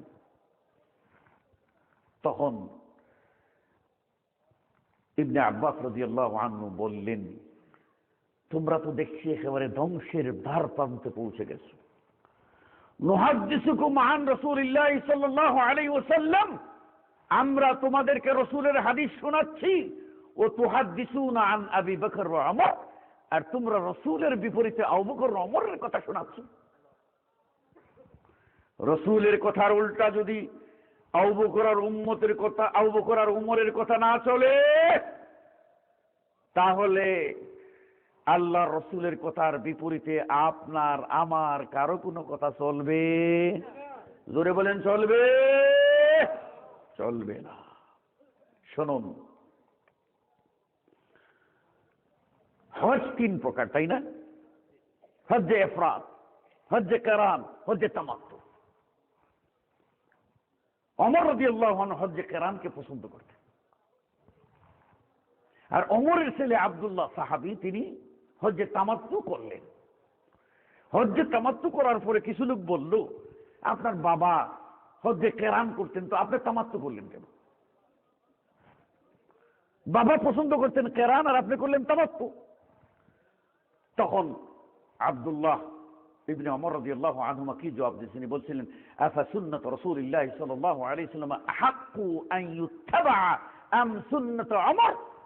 ওই মিয়া, রাসূলের সুন্নত মানা অগ্রাধিকার পাবে না ওমরের সুন্নত? তার মানে হলো আমি রাসূলের সুন্নত বুঝেছি আর এটা করেছি, সেই জায়গায় ওমরের নাম নিও না। তাহলে রাসূলের জায়গায় বিপরীতে ওমরের নাম নেওয়া যাবে না। তাহলে রাসূলের হাদিসের বিপরীতে আমরা অন্য কারো নাম নিয়ে হাদিসকে উড়াই দিতে পারি? বন্ধুগণ, ইসলামের পঞ্চম খলিফা নামে খ্যাত একজন ব্যক্তি, নাম জানেন কি? ওমর ইবনে আব্দুল আজিজ। ওমর ইবনে আব্দুল আজিজ তিনি বলছেন রাহিমাহুল্লাহ, বলছেন লা রায়া লি আহাদিন, ভালো করে শুনেন, লা রায়া লি আহাদিন মা সুন্নাতিন সান্নাহা রাসূলুল্লাহ সাল্লাল্লাহু আলাইহি ওয়াসাল্লাম। আল্লাহর নবী কোন জিনিস সুন্নত বলেছেন, এইটার বিপরীতে কারো কোনো অভিমত চলবে না। রাসূলের সুন্নতের বিপরীতে অভিমত না। ইমাম ইবনে খুজাইমা তার সহিহ ইবনে খুজাইমা হাদিস সংকলন আছে। ইমাম ইবনে খুজাইমা বলছেন, লা কাউলা লি আহাদিন মা রাসূলিল্লাহ সাল্লাল্লাহু আলাইহি ওয়াসাল্লাম ইযা সাহাল খবর। হাদিস সহিহ প্রমাণিত হইলে এই ক্ষেত্রে আল্লাহর নবীর সাথে অন্য কারো কথার তুলনা চলবে না। রাসূলের কথাকে কি করতে হবে? সর্বোচ্চ অগ্রাধিকার দিতে হবে। ইমাম আবু হানিফা রাহিমাহুল্লাহ তিনি নিজেই বলেছেন যে ইজা সাহহাল হাদিস ফাহুয়া মাযহাবি, যখন সহিহ হাদিস পাবো জেনে রেখো ওটাই আমার মাযহাব। তিনি বলেছেন যে কোন ব্যক্তির জন্য আমার কথা দিয়ে ফতোয়া দেওয়া হালাল নয় যতক্ষণ না সে জানবে আমরা কোন উৎস থেকে দলিল গ্রহণ করেছি। দলিল না জেনে আমাদের নাম ভাঙ্গিয়ে ফতোয়া দেওয়া কি হয় না? লা ইয়াহিল্লু লিমরিন আন ইফতিয়া বিকালামি মান লা ইয়ারিফু দলিল। যে দলিল জানবে না আমার, সেই লোক আমার কথা দিয়ে ফতোয়া দিতে পারবে না। তারা কত সুন্দর কথা বলে গেছে, আল্লাহু আকবার। তারাই তো ছিলেন হক্কানি আলেম, তারাই তো কোরআন সুন্নাহকে বুঝার চেষ্টা করেছেন, কোরআন বুঝে বুঝে ফতোয়া দিয়েছেন। যেখানে দলিল পেয়েছেন হাদিস নিয়েছেন, হাদিস পান নাই বলে গেছেন হাদিস পাইলে হাদিসটা মানবে, আমার কথা ফেলে দেবে। তাহলে কি তাদেরকে দোষারোপ করা যাবে? কখনো না। যেই লোক আইম্মায়ে মুজতাহিদিনদেরকে দোষারোপ করে, এই লোক হলো সংকীর্ণ মনা, আলেমদের শ্রদ্ধা করতে জানে না। যে আলেমদের শ্রদ্ধা করতে জানে না, সে সাহাবাদের কেমন করে শ্রদ্ধা করবে? যে সাহাবাদেরকে শ্রদ্ধা করতে জানে না, সে আল্লাহর নবীর সুন্নতকে কেমন করে শ্রদ্ধা করবে? যে আল্লাহর নবীর সুন্নতকে শ্রদ্ধা করতে জানে না, সে আল্লাহর নবীকে শ্রদ্ধা কেমন করে করবে? আর যে আল্লাহর নবীকে শ্রদ্ধা করতে পারে না, সে ইমানদার কেমন করে দাবি করবে? কথা বুঝেন নাই? কঠিন কথা। কিন্তু তাই বলে রাসূলের সুন্নতের উপরে কাউকে অগ্রাধিকার দেওয়া যাবে না।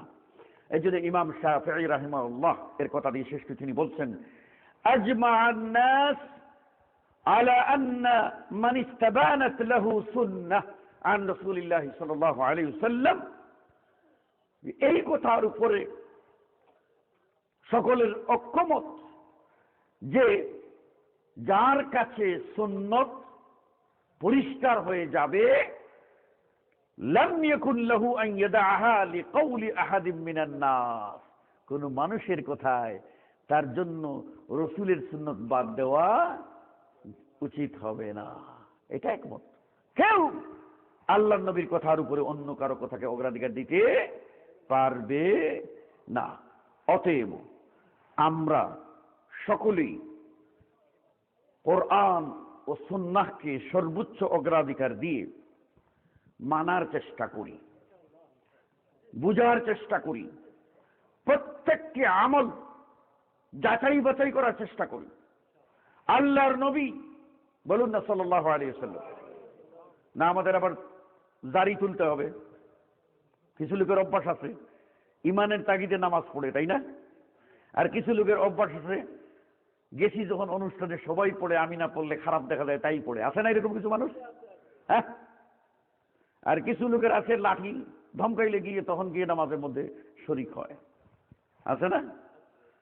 নামাজ পড়তে যায়, টুপি খুঁজা পায় না, তখন নাক মুছার নেকড়া আছে না, নেকড়া তেনা, বুঝেন তো তেনা, আমাদের তেনা কয়। হ্যাঁ, নাক মুছার জন্য টিস্যু বা রুমাল নিচ্ছে একটা পকেটে, সেই নাক মুছার রুমালটা মাথায় বাঁধে, টুপিও তার থাকে না। আছে না এরকম নামাজি? আছে না? এমন নামাজি আছে প্যান্টে রাস্তা ঝাড়ু দেয়। আছে না? কারণ দেখছে আমাদের দেশের সিটি কর্পোরেশনগুলি, পৌরসভাগুলি চেষ্টা করতেছে কিন্তু রাস্তা ক্লিন করতে পারে না, এবং ছেলেরাই নিজেরা উদ্যোগ নিয়েছে উদ্যোগে যে এমন লম্বা প্যান্ট বানামু, প্যান্ট পরমু আর একসাথে হাঁটাও হয়ে যাবে, রাস্তাও সাফ হয়ে যাবে। আছে না এরকম? বলেন তো, প্যান্ট টাকনার নিচে পরা, লঙ্গি টাকনার নিচে পরা জায়েজ না না জায়েজ? কি গো, কেউ ফতোয়া দেবে জায়েজ? আছে কেউ? আল্লাহ। রাসূলুল্লাহ সাল্লাল্লাহু আলাইহি ওয়াসাল্লাম বলেছেন, যার টাকনার নিচে জামা ঝুলবে, লঙ্গি পায়জামা ঝুলবে, প্যান্ট ঝুলবে, সেটা জাহান্নামে যাবে। আর অপর হাদিসে বলেছেন, যার মান জাররা সাওবাহু খুয়ালা, যেই লোক অহংকার করে টাকনার নিচে কাপড় ঝুলাইয়া পড়বে, সেই লোকের দিকে কিয়ামতের দিন আল্লাহ তাকাবেন না, দেখবেনও না, নজর দেবেন না, এবং তাকে ক্ষমাও করবেন না, তার ঠিকানা জাহান্নাম। আছে না কিছু মানুষ, আরে মিয়া লঙ্গি কয় টাকার বড়, 300 350 টাকা, 500 টাকার লঙ্গি, ওই মিয়া 2500 টাকার লঙ্গি কিনছি, এটা একটু একটু যদি খসখস না করে তো আমি কি আর বড় লোক হইলাম নাকি? এই জন্য খসখসা লঙ্গি। আর মহিলারাও চিন্তা করছে যে পুরুষেরা যখন নামায় তা আমরা উঠাই।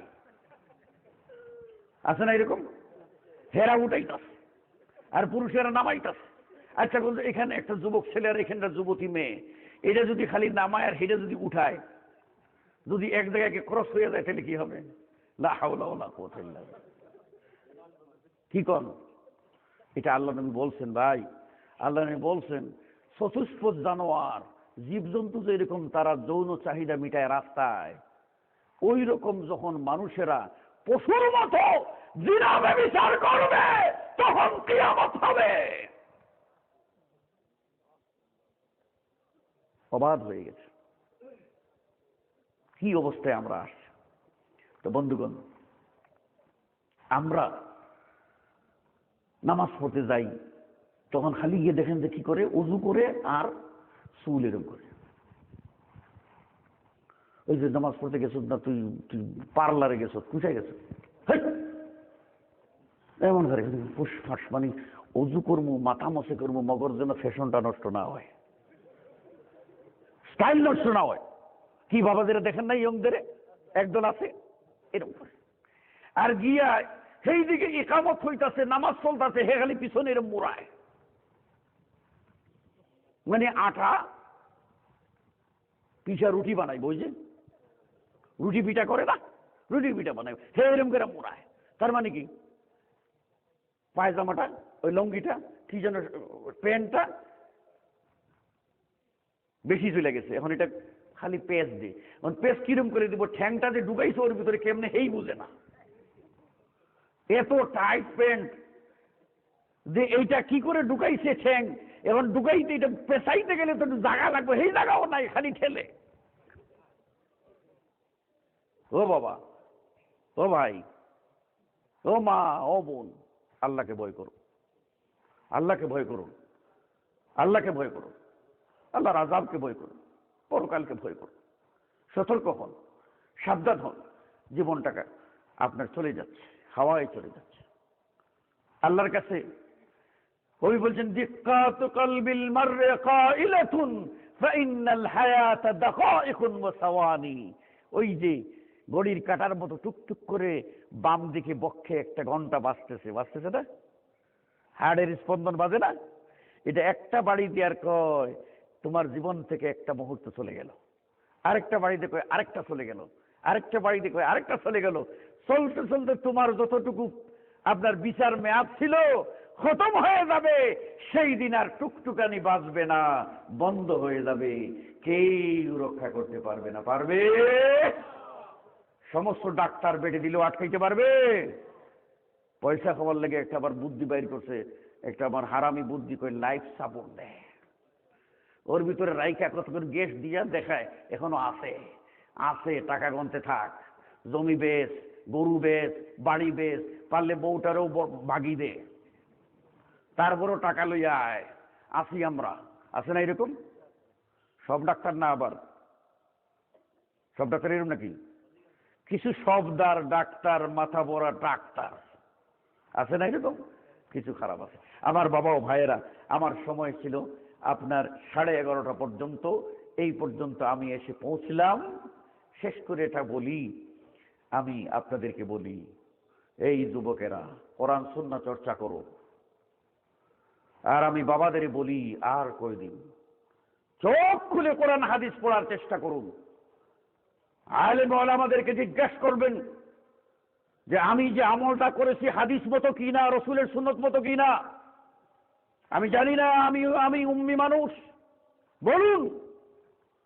তখন যদি বলে হ্যাঁ আছে হাদিসে, বলবেন শুনুন, আল্লাহর নামে হলফ করে আপনাকে জিজ্ঞাসা করছি, এটা কি সহিহ না দঈফ, সঠিক না বেঠিক, এটা আপনি বলুন। আল্লাহর নবীকে একজন বেদুই দেশে এইভাবে প্রশ্ন করেছিল, জানে না কিছু, আইসা জিজ্ঞেস করছে, ওই মিয়া মোহাম্মদ কেডারে? রসুল সাল্লাল্লাহু, ও যাইতে শোনো, এ আসমান বানাইছে কে? বলে আল্লাহ। বলে আল্লাহর নামে কসম করে বলতাছি। জমিন বানাইছে কে? বলে আল্লাহ। হে আল্লাহর নামে কসম করে বলতেছি, তোমাকে কি সেই আল্লাহ রসুল করে পাঠাইছে? সংক্ষেপ করলাম আর কি, তোমাকে কি রসুল করে পাঠাইছে? যেমন প্রশ্ন নবী উত্তর দিচ্ছে, ওই আল্লাহর নামে কসম যিনি আসমান বানাইছে, ওই আল্লাহর নামে কসম যিনি জমিন বানাইছে, যা বুঝে ওই আল্লাহর নামে কসম করে বলছি। ওইলে বলছে আল্লাহ বাসাক্ষী, আল্লাহ কি তোমাকে রসুল করে পাঠাইছেন?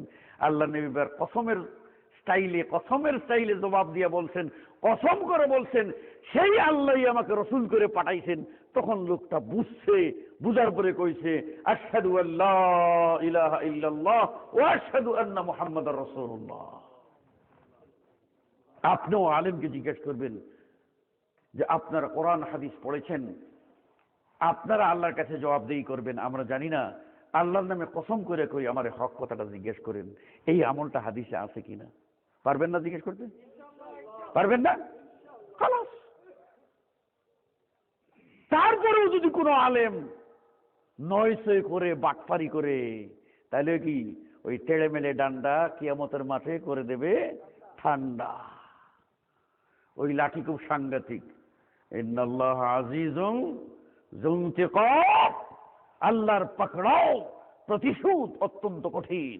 ইন্নাল্লাহ শাদীদুল ইকাব, আল্লাহর শাস্তি বড়ই মজবুত, সেখান থেকে পালাবার পথ কেউ পাবে? আল্লাহ বলছেন আইনাল মাফার, কোথায় ভাগবা, কোথায় পালাবা, বা পথ খুঁজো, কেউ সেদিন পাবে না। রাগ করেছেন আমার কথায়? আপনাদের এলাকায় প্রথম এসেছি, আমার সুরও নাই, কোনো কিচ্ছু, দুই চারটা কথা বললাম। আবারও কখনো সুযোগ হলে আসবো। আপনাদের সকলকে আন্তরিকভাবে ধন্যবাদ দিচ্ছি, আয়োজক বৃন্দকে ধন্যবাদ দিচ্ছি। আল্লাহ রাব্বুল আলামিন এই জলসাকে কবুল করে এর উসিলায় আমাদের গুনাহ খাতাকে মাফ করে দিন। আমাদের সকলকে কোরআন ও সুন্নাহকে সর্বোচ্চ অগ্রাধিকার তৌফিক দিন। রসুলের মহব্বত অন্তরে জাগিয়ে দিন, সুন্নতের মহব্বত অন্তরে জাগিয়ে দিন। যাবতীয় প্রকার শিরক থেকে মুক্ত থাকার তৌফিক দিন, যাবতীয় প্রকার বেদাত থেকে মুক্ত থাকার তৌফিক দান করুন।